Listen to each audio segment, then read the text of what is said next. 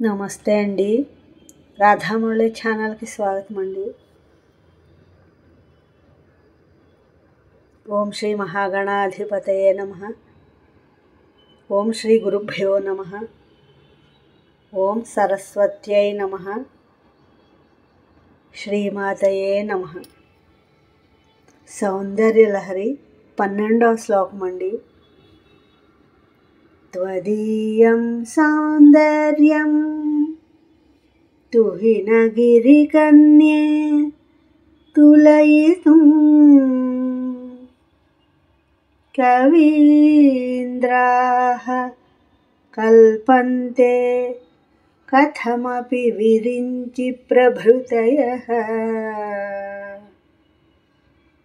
యదా లోకౌ సుఖ్యాత్ అమరలలనాయాంతి మనసా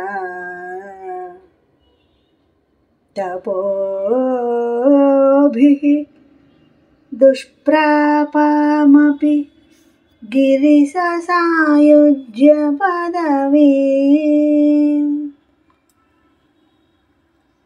ఈ శ్లోకం యొక్క భావం అండి.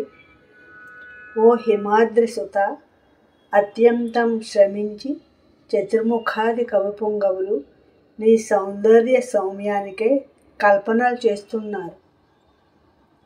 కానీ అవి చాలవు.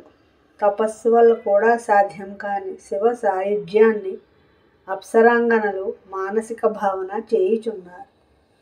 భవదీయ సౌందర్య సందర్శన మాత్రమున తాము నీకంటే చాలా తక్కువని తెలుసుకొనుచున్నారు.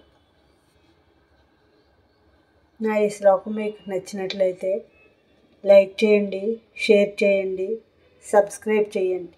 మీ రాధ.